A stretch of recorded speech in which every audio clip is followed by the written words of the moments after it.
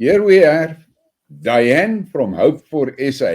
And for me, this is a privilege. And I'm really glad to have her.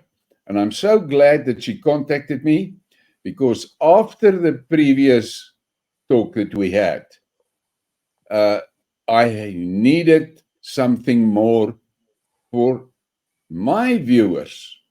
And Dianne, my viewers is mostly people in the age group 55 and older. And my viewers are Boere, conservative people. And a lot of them are desperately looking for a party to support in the upcoming election. Please tell us what you have to offer. Thank you very much, Colleen, and good evening to all the viewers. And yes, my name's Dianne, but before I start, I think what's important is, Colleen said that you are Boere, you are the age group that I'm in. So we're in a similar age group, therefore my background would be very much similar, all the years I grew up. So what I first and foremost want to tell you before I tell you about hashtag Hope for South Africa is why I'm sitting here tonight and why I am actually in a political world I never wanted to be in. I come from a normal background, 8 children. We grew up at the foot of Table Mountain, loved Cape Town. That's my home. And we grew up as average children, average home, nothing spectacular. In fact, there wasn't much money in the house. We had to make do. But year for year, in my latter years, my husband and I managed to build to a place where we were truly blessed, but not without the challenges. So going back, we know that the apartheid years came. We know we need to agree at this time, I believe, that it was never right to segregate. It is never right to segregate. I'm a child of God. I have been a child of God since I was about 10 years old. I certainly did all the naughty things in life. And I know Colleen said he was a biker. I grew up with 5 brothers. I was a biker. I rode bike right up to a few years ago, and I loved riding bike. My husband was a biker.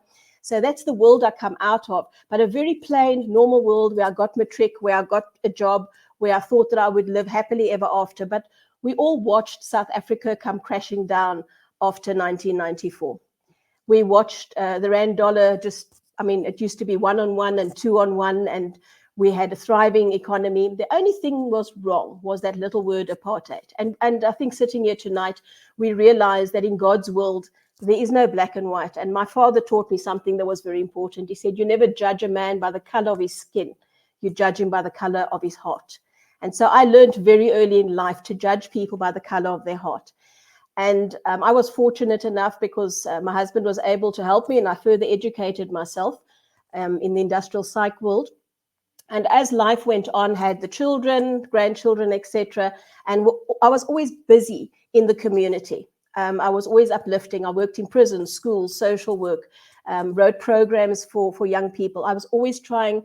My heart was to see people flourish. I loved when I could work in a place and just see the achievement of it.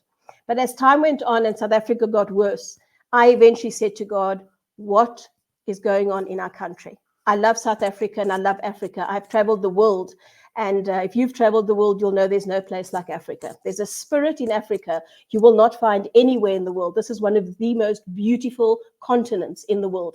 And so my heart bled for a country I saw was dying, for people I saw that were starving, where the innocent are trapped and where corruption just became more and more rife. So my constant prayer was, God, when are you changing this? And I don't so much talk about visions and dreams, but in my heart, I felt God said, there's going to come a time when I'll draw a line in the sand. And I'll begin in the south to the north of Africa. And this country will become the light to the world that has used and abused it. For those of you who don't know, Africa has always been used and abused by the European and the outside world. Our resources have been stolen and taken away.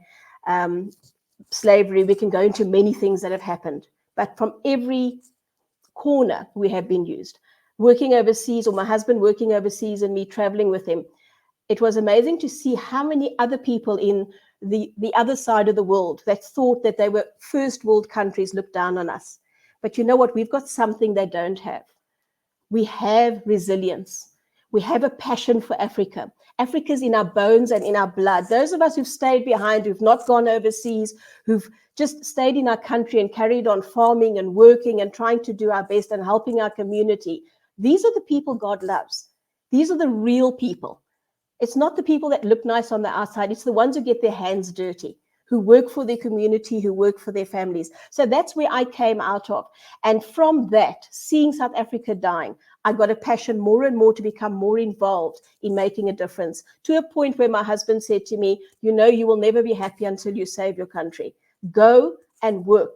The only place you can save it, get into the political arena. And I never wanted to. I'm a businesswoman, as I say. I work in my own company. And then there was a young man who came to know the Lord, and he started a party. I'm not going to speak about names right now. And at that point, the Lord said to me, go in there and be grace for that man. Go in there and walk alongside him. Went into it, got involved, climbed the ladder very quickly. So I was in the top 4, worked with this person, but they kept on tripping up and down. They never seemed to have a solid road. And a lot of the things that I saw would not align with either you or me. It's not things that would align with our heart. In the meantime, a sector of men, for those of you are Boerieman, you might know Angus Buchan and the Mannekamp. And out of that Mannekamp, God called 300 men in about 2 years ago, I think it was 2022, if I'm correct. And he called them to pray for a long weekend. And the first thing that struck me was he called men, not women. A man needs to lead, and I believe our men need to lead our country. So yes, I'm sitting here tonight, but I'm sitting here behind John Matuchli, who's our leader, who's a fantastic man, and I'll tell him a bit about him later on. But these men prayed, and God gave them a blueprint for South Africa to be able to change this country from bottom up. And for those of you who are listening out there who don't believe this country can come back, I want to assure you tonight, it can. Even with its 50 trillion debt, all of that, there are economic methods to bring South Africa back systematically, and we can do it cyclically, systematically. We can bring this country back, and of course, starting with stopping corruption, starting with getting the foreigners to where they belong. You know, that whole happening in our country of people coming in freely and causing havoc within our country has to stop. Our borders have to be manned. People have to go back to their own countries. We've got to start with our own people. There's so much we can do to change South Africa. So Time to Rise got on their knees, prayed to God, and their blueprint had X amount of points in it that they felt they had to achieve before God. But one of the points, one of the keys that God spoke about was, he said, so often people talk about a God of love. But if you read the word of God, if you understand it as a book, as I do, as a manual, as I understand it, as I've come to understand it, our God is a righteous God. You don't mess with him. He'll let you mess with you for a while, then he draws a line in the sand, and then we become Sodom and Gomorrah, and he takes us out like this. And that's what happens.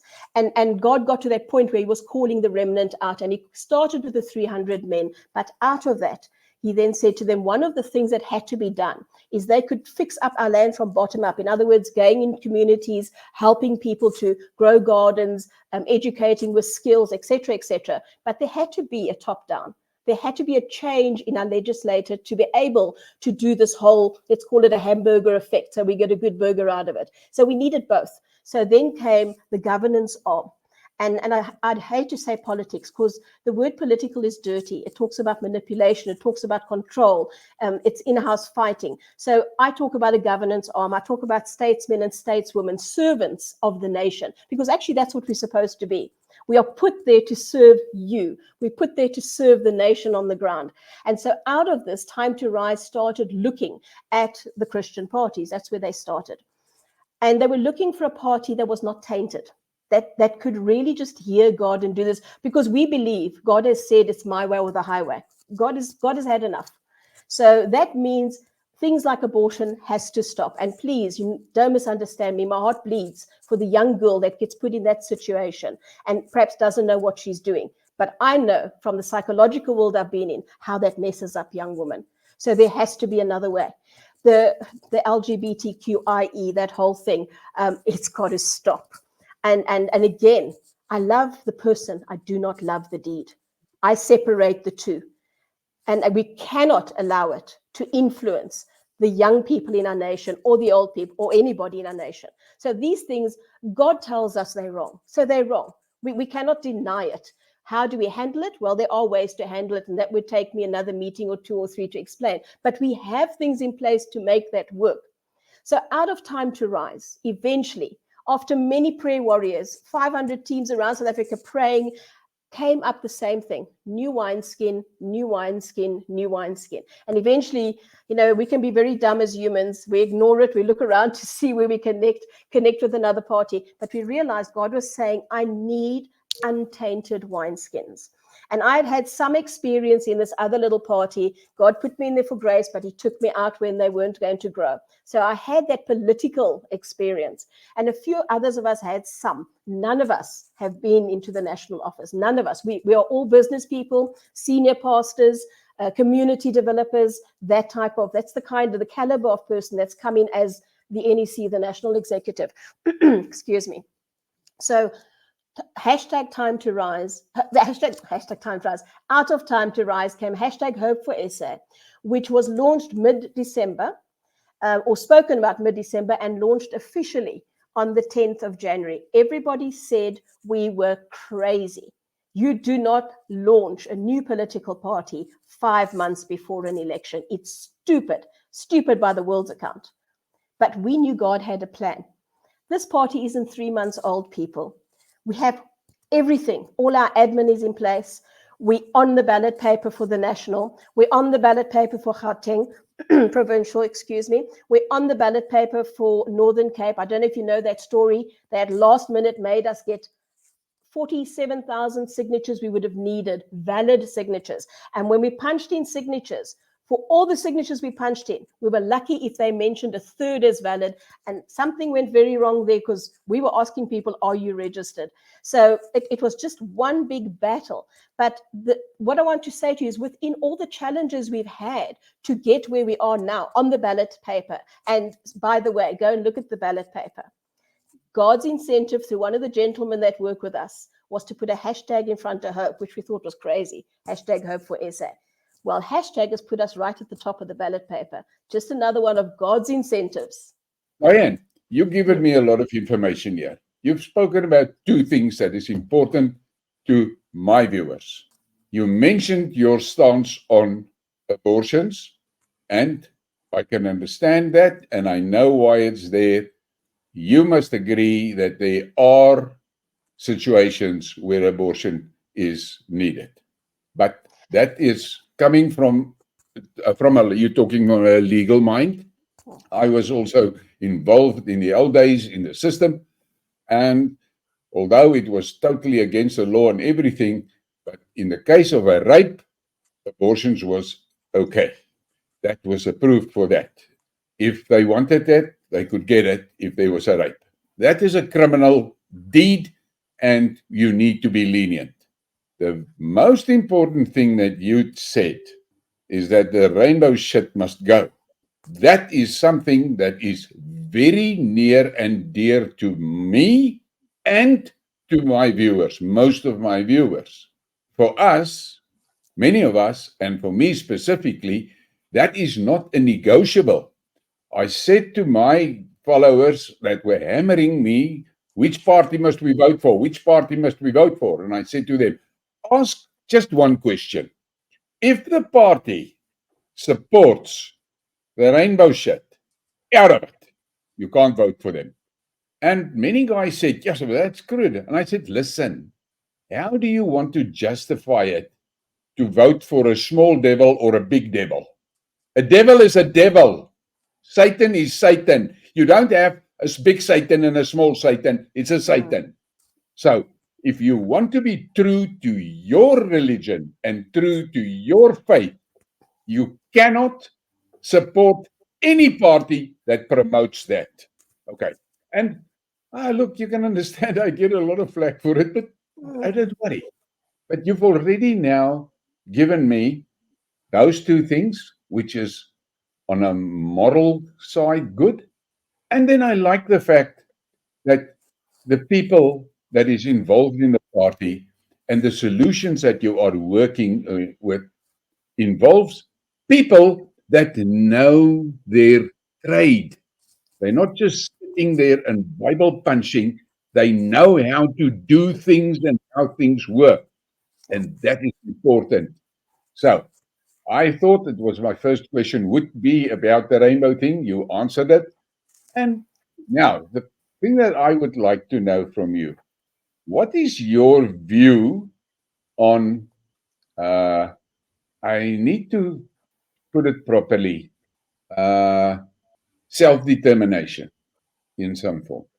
You understand what I'm saying? What is your view on that Self-determination as in individual self-determination, as a group?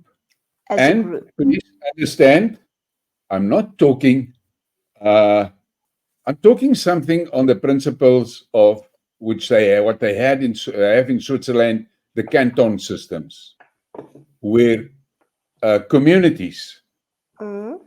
that has got similarities in culture and things like that, where they can have some form of self-determination around the things that is important for them.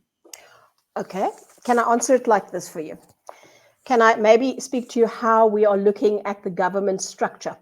Because that might Okay? answer it. So when God puts us into, and I need your viewers to understand, we're on every single national ballot. Please, we need you on the national and the regional ballots to vote for us, because we need to get into national if we're going to kick the government out. And we can do it. We need 12, what did we work it out to be? 12 million votes. And it's doable in this country. Then we can really go in there and kick butt, to be honest. So self-determination, I'm going to explain it to you like this.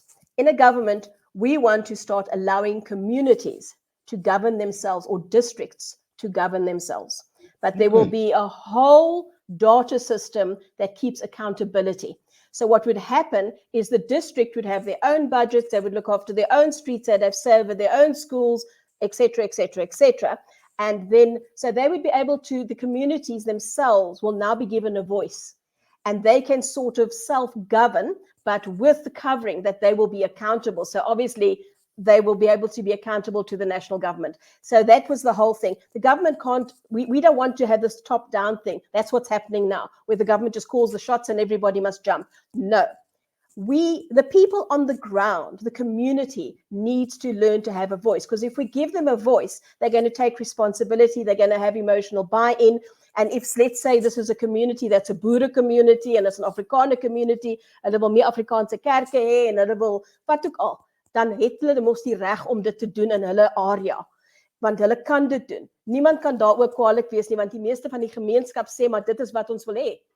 And dan doen ons dit, because that's democratic. Democratic is when the people have a voice and we are able to use that, what we call a digital governance and electoral reform technology that will scale down. So there's this scaling down and then this accountability coming up all the time. So that will allow people to be autonomous. It will allow people to make decisions. It will allow you to sit and expect your, let's call it a governor for the sake of a name right now, that expect your governor to do what he's supposed to do with the budget. And if he doesn't, it will also allow you to fire him. I trust that answers your question. I like what you have said now. I like it. Jy praat die taal wat die meeste mense eintlik wil hê. Daar is baie mense wat praat van, jy weet, Cape Exit and this and that and that. That is something that I think that is not the right thing. I've always said it. There's a big story about a boerevolkstaat and all of that. And I understand that. But if we look at the practicalities, the true reality is this. Let's take the Free State. Let's take the Eastern Free State. The bulk of the Eastern Free State is farms. And it is Afrikaner or Boere people there. And there's small little towns and so. Those guys, they cannot really survive economically if they should be independent.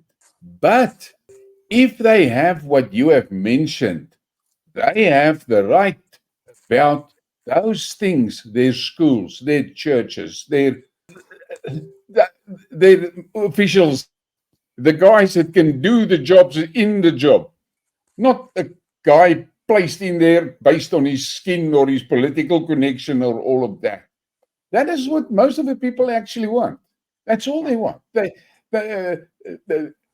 You know, but I am so glad that me and you are talking. You are, well, I'm going to stick my neck out and say to you, from all the people that I have watched and listened to, and the people that I have talked to, and the things that I've read and so forth, I have an inclination to say, hell, I can vote for these guys. I can vote for this. It's not 100% what I have in my mind of what it should look like, but damn, it's getting a lot close, very close to what can work. We have to be realistic and think we have wishes, but then we have practical things. Wishes is what it is, but reality and practicality. I've said it to some of my opponents in which I was in debates and so forth. They said that you would just understand you cannot ignore the reality of demographics. You cannot ignore that because it is real. It is there.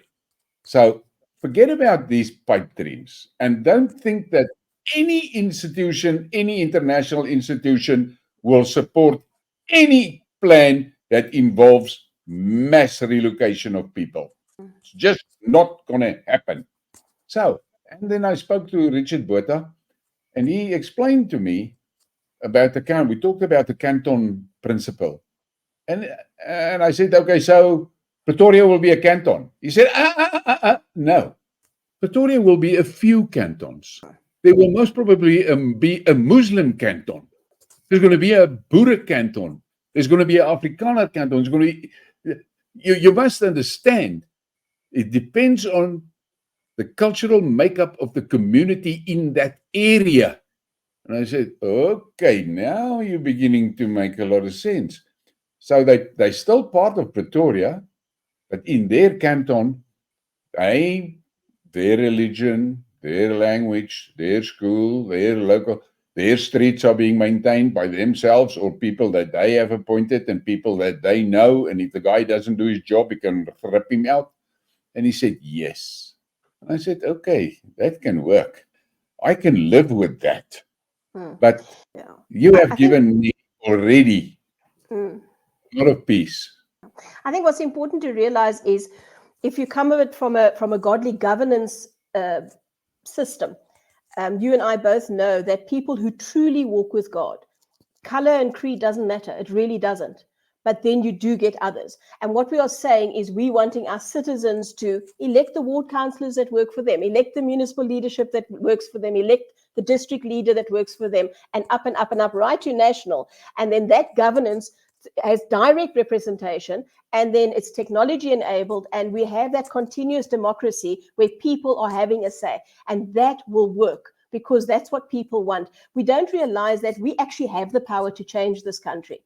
It's the small minority that's actually the evil, the corrupt, causing the havoc. So if every South African stands up today and says, right, I did register to vote, so I'm going to go vote, and I'm going to go vote #HopeForSA, and #HopeForSA walks into the government, we know that we don't have all the answers, but we have the strategic ability to plan and bring in the people that can bring the answers, to bring Eskom back, to bring in the grid, to bring market economies back to working again, to address the woke agenda. We haven't even touched that tonight, the WEF and the WHO that wants to push the agendas on the countries. We can stop that. We have the right to stop that. We have the right to go to the World Bank and renegotiate our debt to a place where we can work with it. And there's various ways we can negotiate it, and that we've looked at already from an economic point of view.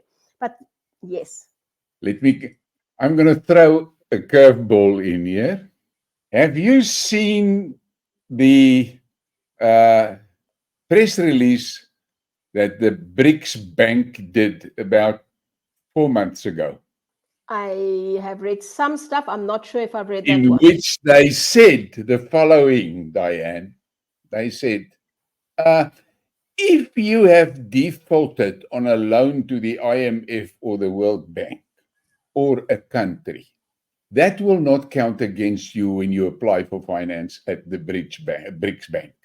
And I read it and I sat here and I thought to myself, what the hell is this guy actually saying here? What is he actually saying? I've got this naughty feeling this guy is actually saying default. Because you know, as well as I, we've been robbed blind. We have, very much so. But so does the And world know.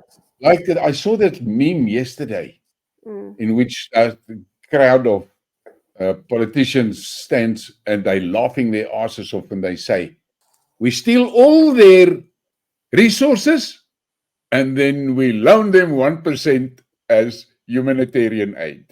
And that is exactly what they've done. It's the frogs in the pot syndrome, and unfortunately, most of the people have fallen for it. Yeah.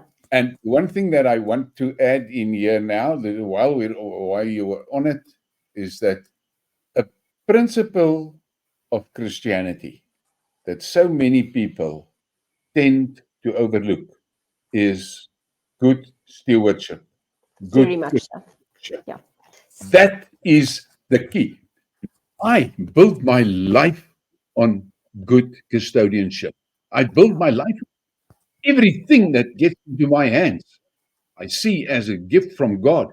And I have to be careful how I manage these things. And that includes 100%. material stuff, people, everything. Because God gave them into my influence sphere. So ek sal moet gaan rekenskap gee oor dit. Ja. En dit is hoe ek werk. Jy's like Dianne, weet jy het nou regtig.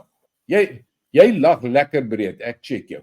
Jy het regtig to be, I don't want to sound glib, but you are giving me hope for South Africa.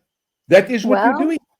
Yeah. And that is our intention. It's our intention for people to get that hope again, to know that this country can live again. Not just live, but thrive. That families can thrive. That everybody who wants to use their hands to work, there will be factories built again. There will be economies built up. We're not just sitting with pie in the sky. We're already looking into what will we do when we enter. So we're not going in this blindly. The honest to goodness is that every step of the way, God has given us open doors. He's given us visions. He's given us insight we would not have had by ourselves. None of us are extraordinary people. We're people like you sitting out there. We're normal people, but we have a passion to change this country. And every one of the senior leaders committed to actually lay down their lives till May. And we have. I've seen my own house for about 2 weeks this year. You know, Dianne, I'm going to recap. You've given me an answer on the rainbow thing, which is a big thing for us. You have given me a good explanation of your intentions of how to manage the country that can put my mind at ease as far as this self-determination drive is concerned. I like that. And I am happy that the principle of good stewardship will be applied because that is a godly principle. Yes. I also like the fact that you are not ramming religion down my throat and you're not riding into the show here with a cross flag and things like that. You are here with practical plans, practical ideas, practical ideals, which makes it really. Now the woke shit, we can have a whole program about that. I call them triple X. That is our enemy. And that first X is the Rothschilds and the Zionist movements that are with them. We all know what their plans is. We know how they work. The second X is for Klaus Schwab and his gang. I can't mention their names because then I've got problems with YouTube. And the third X is BlackRock and their cronies, the capitalists, the global capitalists. Those three together has got an evil plan and an evil destiny for all of us. All of us. And with you mentioning, Angus, that gave me a little bit of security that I would be happy to know he's not gonna be a guy that's going to be happy with shenanigans. Mm. And that is so important. Uh, we have got such a big shortfall on integrity in our political leaders. They don't have integrity. Dianne, you are really giving me hope for South Africa. I'm glad. And there's just one other thing I'd like to mention when you talk about the Rothschilds and BlackRock. We have financed this project ourselves. We only have used our own finances and finances that's been given to us by kingdom-minded businesses, nothing else. Okay, that is a good thing because what I have seen is that it looks to me like Triple X is greasing their pans all over the place. And I heard a very interesting remark from a guy, from a black guy. And he said that he gets the idea that all these hundreds of small parties that are flying up and so forth is part of the plan of Triple X to split the votes. And what will happen is that they're not gonna get anywhere real. But they're taking a lot of the opposition votes away, which in the end, the way this system of ours work, when they do the calculations, the Satans are going to get the majority of the seats. Yeah, it's proportional representation. So it doesn't really, if I take votes away from, let's call it the top four, it's a good thing. Yeah. Because it weakens the top four. But what we'd like to see is the votes going to like-minded parties, that they will, because afterwards you can have then a collaboration afterwards. There's no such thing as a collaboration before. You can have it afterwards, where you're sitting around the boardroom table. And let's face it, if we're sitting around the boardroom table, do you want one boss calling the shots, or do you want 10 guys sitting around there giving ideas that we can put together to collaborate? That is the better thing. So if we can put like-minded people into government and they sit together, and we know at this stage that there are definitely other biblical parties that will stand with us when we go in. We know that. But what we're saying to the public is make a bold move. You've tried everything else. Why not try a godly governance of people that are business people, that know what they're doing, that know strategically how to bring in the right people, process, plan, and bring in a change into South Africa? And that is what we offer. That's what we bring to the table. We're bringing that to the table, a whole new, fresh thing. We even got different names. You heard what I told you I am. I am the Secretariat servant. I serve. Our president is the chief servant. So we give our name, and the reason we've done that with a reason is words. Actually, that expression of words brings things into being. So we want to serve our community. We want to serve our country. That is where we're at. So just something. I want to say this to you. Yes. You've covered so many of the bases that are things that are worrying to my listener group. But you've covered all of them. Not all of them, but you've covered most of them. And let me put it to you this way. You have given me more than enough to work with. I can go to my guys and say, okay, I've made the decision. This is where I'm going to go. And these are the reasons. And then I can give those reasons. And now I have to ask you this. I have to ask this question.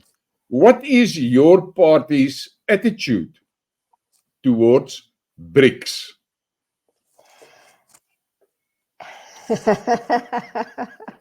What is our attitude towards BRICS? It's a debate that we've had ongoing. It can play a part of ruffling the right feathers and causing the right cracks, but we don't totally think it's the way to go. I'm going to say that much for now. Okay, I can take that because for me, that is more an observer of the international affairs, and if I look at where the world is going, the future, at least the future, our future, and most probably my children's future as well, is on the BRICS block of the world. Yeah, The that's right. other side of the world has had their time.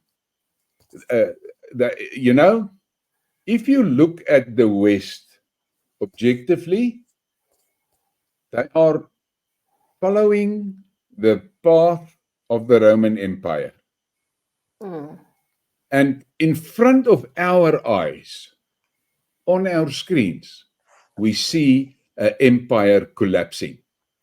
Yes. What I like about the BRICS environment is that the first thing that is very important is that they didn't make any bones about the fact that for them it is about growth, it's about economic interaction, and about allowing partners of the BRICS bloc to trade with one another and trade in their own currencies and trade in circumstances that suits them well.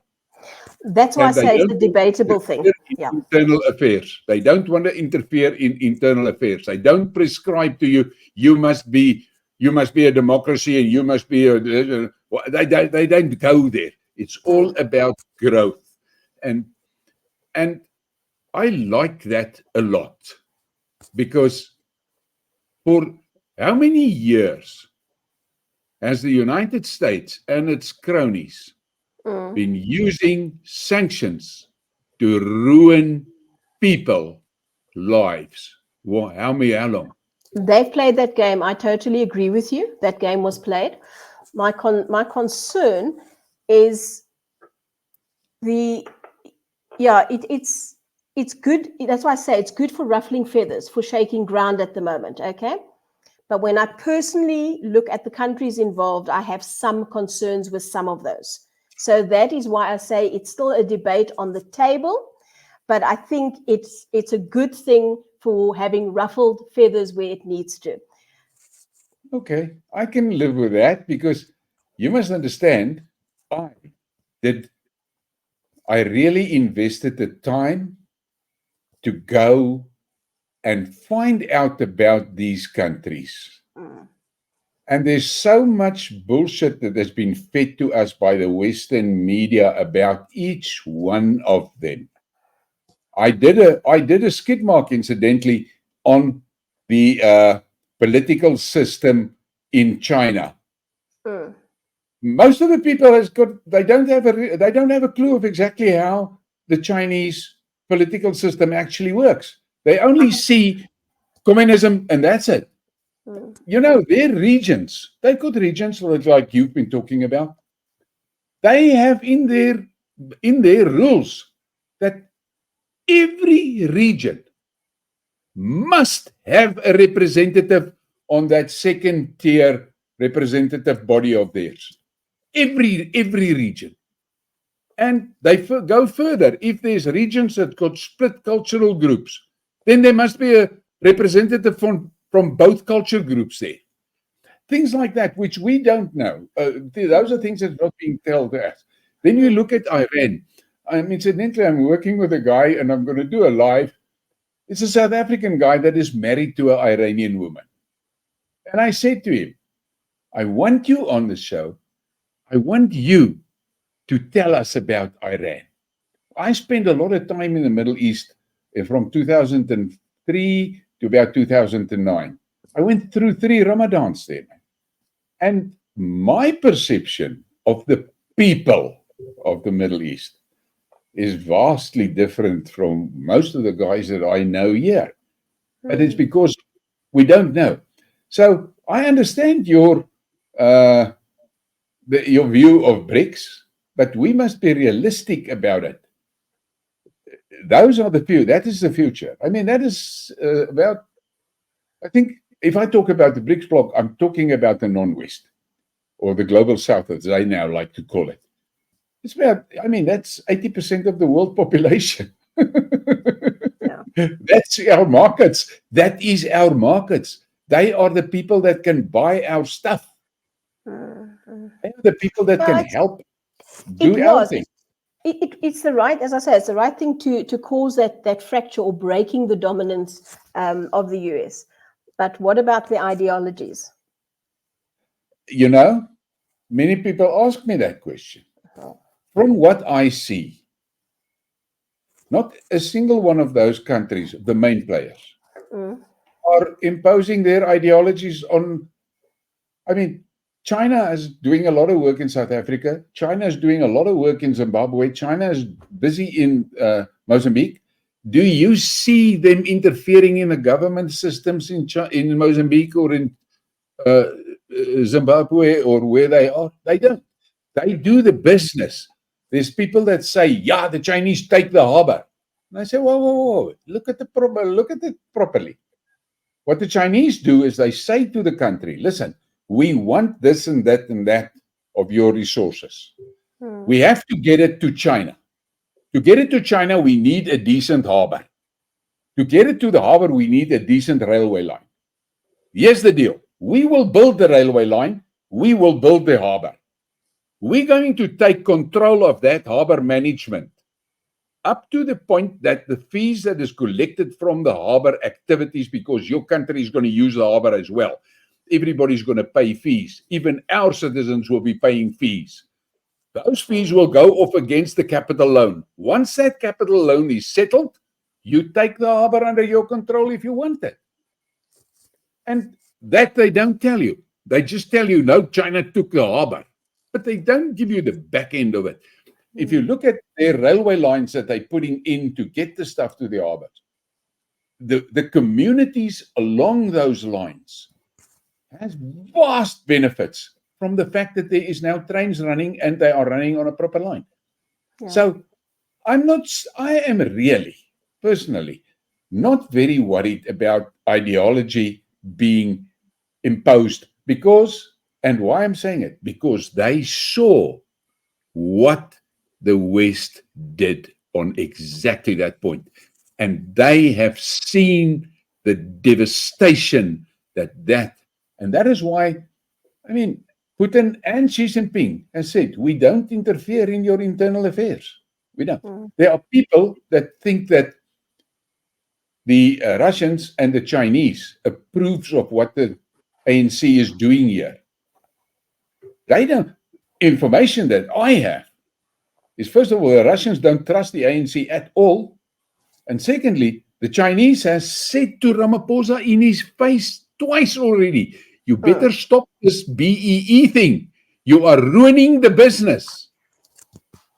And so I'm more open-minded about it than you. And yeah, you are. I think we must talk again at a later stage because we're not close to it, but we do have some question marks, and that would be a talk for another day.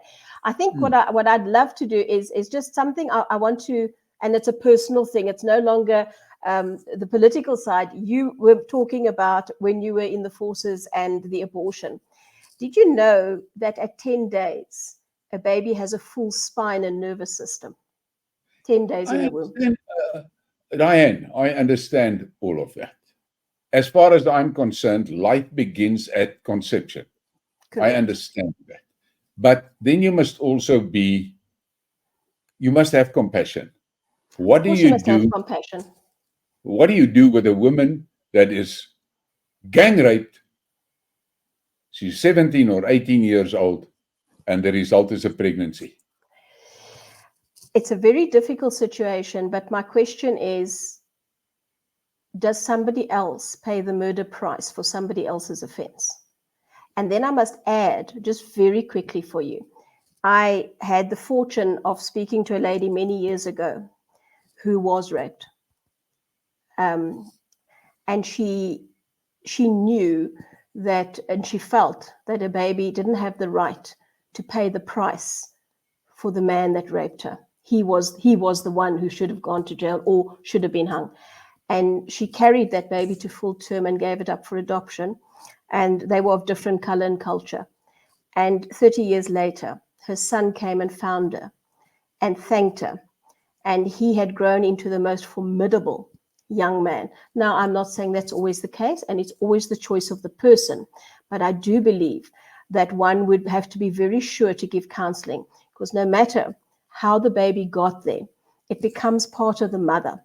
And the mother lives with the death of that child if she takes that choice. And we don't realize how many mothers have committed suicide and the emotional implication of being encouraged to do those choices, which at the time they felt was the easier, better way to get over it, but long-term cause devastation. And I know this not from any other reason than actually working with mothers that aborted and working with mothers with unwanted pregnancies for a season in my life. So I just wanted to leave that with you. But the consideration or the political side of it, how we would handle that, would always be their choice after due consideration, guidance, counseling, people coming alongside, looking at all angles, and then the mother making a choice, and whatever choice she made, then obviously to have somebody to walk alongside her. I understand that 100%, Dianne. Just as long as there is the option of choice, and the big thing is this, what is currently going on, abortion is being used as family planning. Yeah, over 650 a day. Satanic. Yeah. These women, these girls, they so casual about it. And society, unfortunately, political society has made it nothing serious.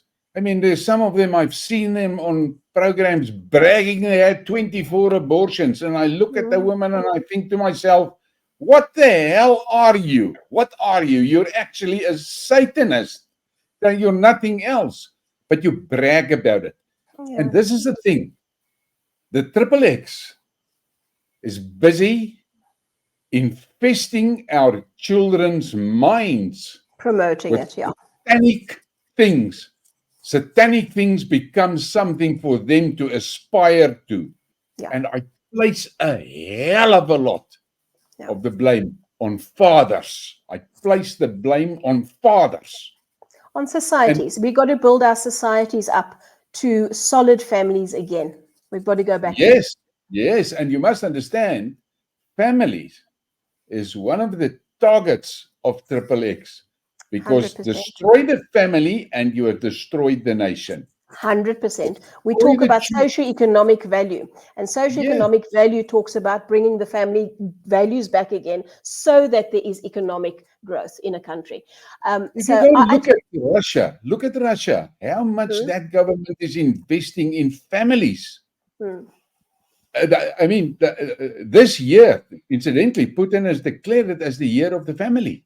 Yeah. And you know, this is something interesting for you to know. Maybe you know it.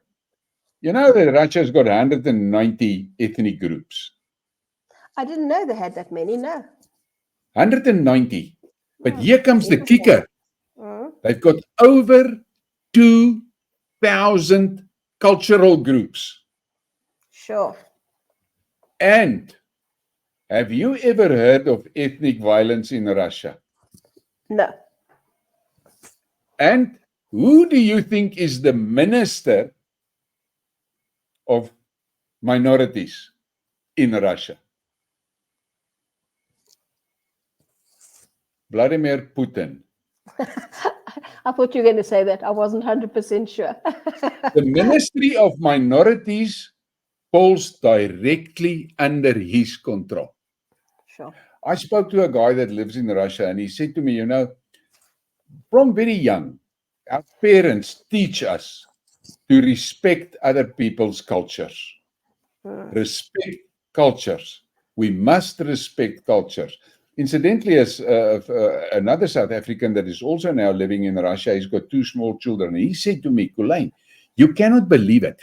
When that school bus takes the children on a excursion, that school bus has got blue lights on it, and there's 2 blue light cars one behind that bus and one in front of her.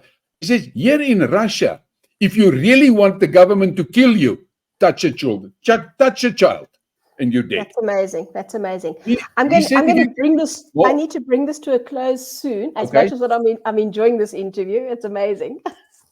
Yeah. Oh, no. I'm going to cut some of this shit out in any case, But he said to me, if you go into the malls, if you go into our malls, there's a small section there for the children. He said to me, Colleen, in Russia, you get into a mall, a whole floor is just dedicated to the children. Wow. Wow. He said, you walk in a city here and you see almost in every block a park dedicated to the children. He took his youngest son with him to Holland, to the Netherlands. And he said the next morning they got out of the hotel and they walked into the street. And he said, you must understand, my son is 5 years old. And he stopped and he looked at me and he said to me, Pa, waar's al die kinders? I said, I looked around and I realized there's not many children around. He said, we're in Russia. Wherever you go, it's just children. Children. Yeah.